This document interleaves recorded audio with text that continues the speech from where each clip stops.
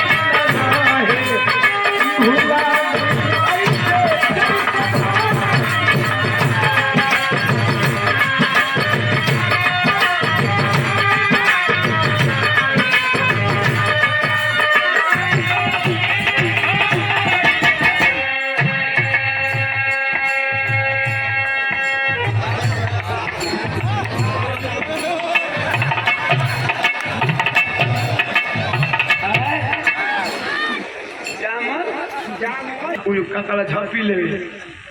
अब एक बेरी दो बेरी तीन बेरी आदमी कितना मार हाँ हाँ उनकर स्मेल आवत हो जौन खुशबू हो। अब जे नहीं ले के बड़ा बर्दाश्त ना होला। अध्यक्ष बैठा रही मना करते ही मना करे में बोले में रजनी बोले में झटका में मुंह बवा के धाए दे मार दे खचाक से दांत से कटाए के रोस्ट और अगर खून चले लगा हमें टोट नहीं चले देखते कि तबले बड़ा डर लगल है। सब लोग आना था और कल का घटना सुनबो कल को सुनबो तो कहूँ कि पूर्ण घटना हो गया ऐसा ना हो। साहब आगे पहले साहब कर ले ली तब बताओ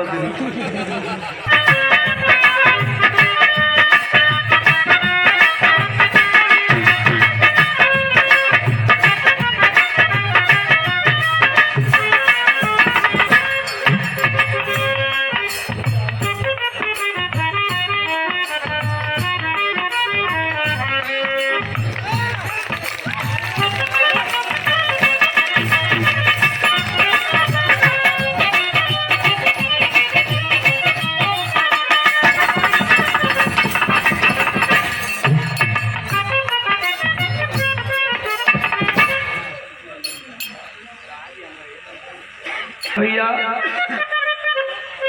ग्राम प्रधान कलानी से आपके द्वारा शाल दे करके और बाबा साहब की स्टैचू आप खोज रहे थे, नहीं मिली। इतनी डिमांड हो। विश्व के इकलौते महापुरुष हैं जिनकी स्टैचू जल्दी जिनकी प्रतिमा नहीं मिलती है, इतनी बिक्री है। और उनके तैल चित्र के बदले में आपने बहुत ही शानदार घड़ी दिया है और 1000 रुपया साल दे करके आपने सम्मान किया। एक बार प्रधान जी के नाम पे जोरदार तालियों से स्वागत है। जगत का इकलौता कलाकार हूँ कि बाबा साहब के प्रतिमा से मेरा घर भरा हुआ। बुद्धू गुड्डू मौर्य सरोज गा रही थी, बंदना वंदना हो गया था, धुन गा रही थी। हम तनी लेट रही, जल्दी जल्दी गई था कल की जब पहुंची गई था। अब भाई गाड़ी में चला चला भागत भागत जल्दी रहला तो आदमी सोचल कि तनी बांध मूंद के निकल चला वही जे उतरल नहीं था। अच्छा गाड़ी से उतरे और गाड़ी से उतरे निकल लिए। उदय भैया खाली संगे हो तो अच्छा निकलने तक गड़िया घेर लेना है लोग, जैसे ईजा घेर लेना काम भैया गाड़ी तर भीड़ हम जाना था तो झटके में करी भाई मर्दे मानुस को लेके हम 2 लाठी निकल के अपन अच्छा फरिया पीछे ना देखते हम कहीं गाड़ी तो लोग अब फरिया के चैन बंद कर पीछे घूमत है तो फुल सेल्फी लेके मोबाइल रेडी हम कर यार कोनो वीडियो ऐसा घटना ही लोगन का प्यार होगी हो जाए। आजकल 5-5 सेकंड का वीडियो वायरल हो जाता है। वो खेसारी अगर ट्रेंडिंग में चला था 5,000 रुपया 10 साल हम खरीद ले 5,000 रुपया 10 साल हम खरीद तो ले। जस्ट वही पवन सिंह का आगे सम्मान की कड़ी में 1,000 रुपया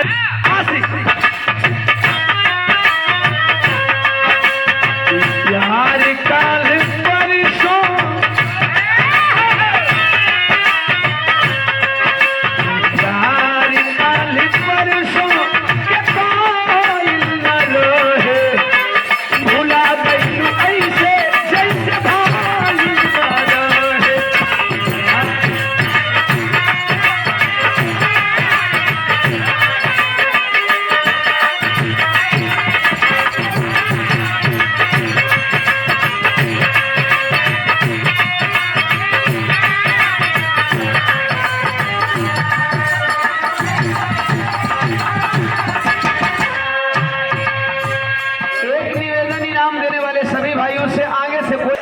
बेटवा का फरियाद में माई से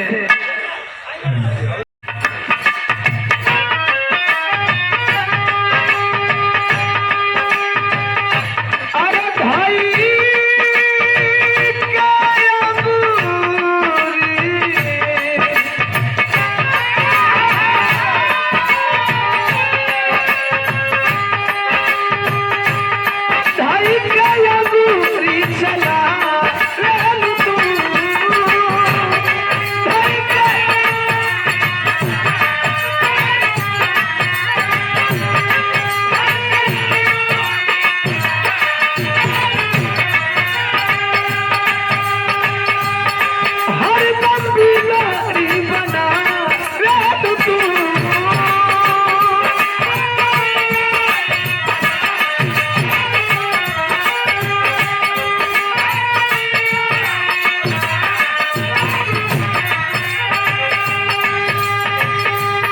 रोजे रोजे गवारे लो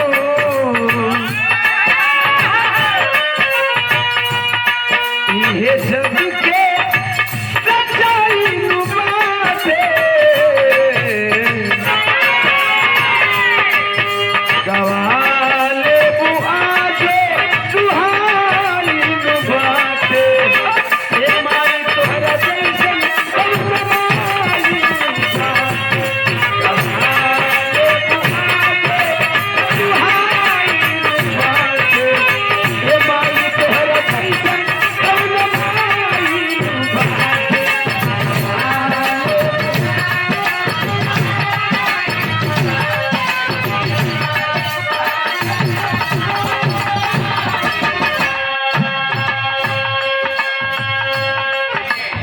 ढेर पढ़ल लिखल है न हाई फाई प्रोफाइल बा न बड़ा लंबा चौड़ा है न ही तो बड़ा सुघर है।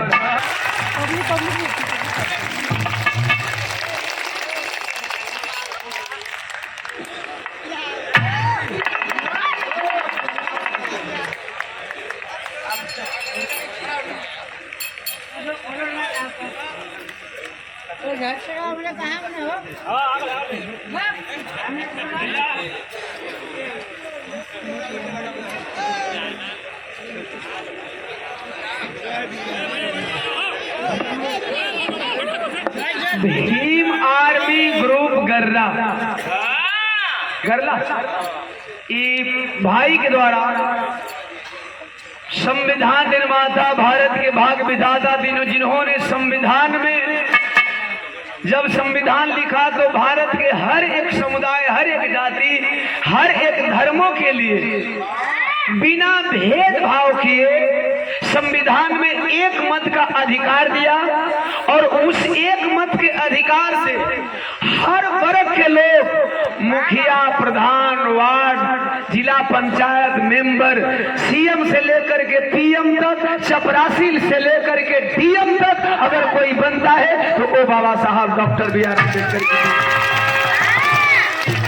हर समुदाय के लिए बाबा साहब डॉक्टर बी आर अम्बेडकर जी का तैल चित्र दे करके उम्र का दीवाना कहीं नहीं बल्कि भारत के हर वर्गों के लोगों का रोम रोम कर्जदार है। भाई ने सम्मान किया, बहुत बहुत साधुवाद। जय हिंद, जय भारत, खुदा हाफिज, नमो बुद्धाय। आए तमाम साथियों कोट कोट सन्मान। 250 रुपया भाई का रहा, बहुत बहुत शुभकामना। काहे बताइए लोग प्यार दुलार दे लगता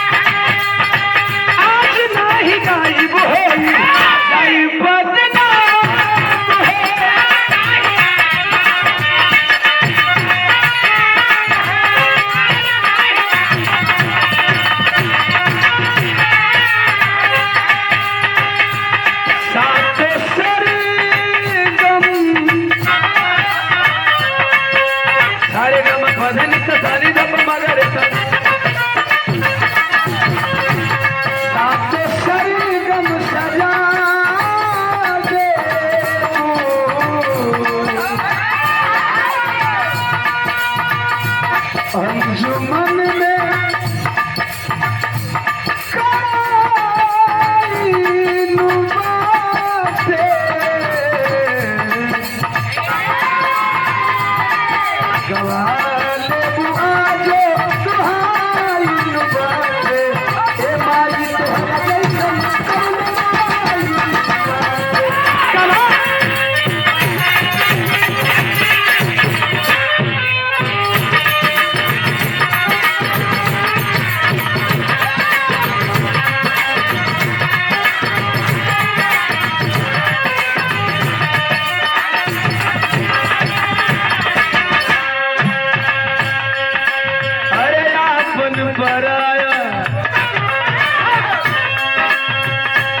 अगर गैर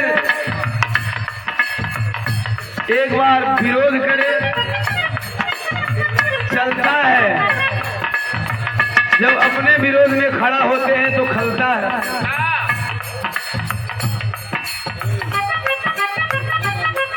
बहुत बड़े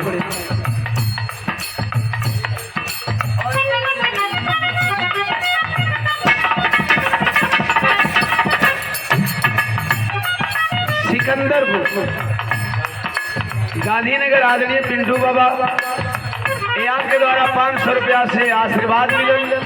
बाबा के चरणों में प्रणाम। यही तरह आपका महिमा पूरे देश में गूंजत रहे। सबकर भला करी ता पीछे मानव को भला हो जाए। बेटवा कहा था आखिर हिम्मत जुटाई ली।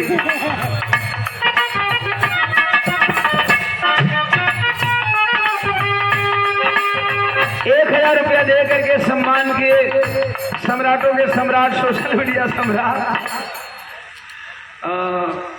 एहो नाम के पीछे को राज है। एक बार जब मूड बोएंगे जेके मिटावे का तो सिंपल सा तरीका। दूसरा नाम खड़ा कर दे, वो नाम खुदे अपने आप। सम्राटों के सम्राट, सोशल मीडिया सम्राट, सम्राट मुकेश यादव, जिनकी लेखनी से सोशल मीडिया से लेकर के प्रदेश नहीं देश हिल जाता है। जब एक बार सोशल मीडिया पे सच्चाई लिखते हैं तो 1000 रुपया दे करके पुनः सम्मान किए। हम चाहेंगे जोरदार तालियों से स्वागत हो। और इसी कड़ी में जैसे कि हम विराह में बहुत ज्यादा टाइम लॉस नहीं कर चाहिए। भाई का सम्मान हो जाए। ही करी सम्राट जी खड़े हो जाए। सम्राट जी खड़े हो जाए। एक बार ताली बजा।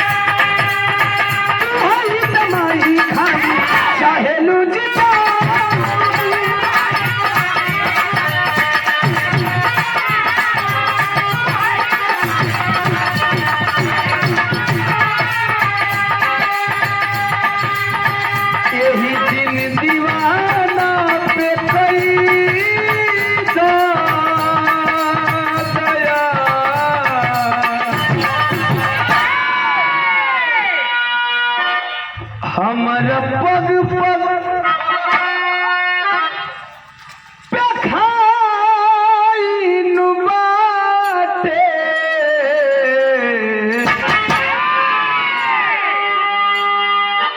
गवा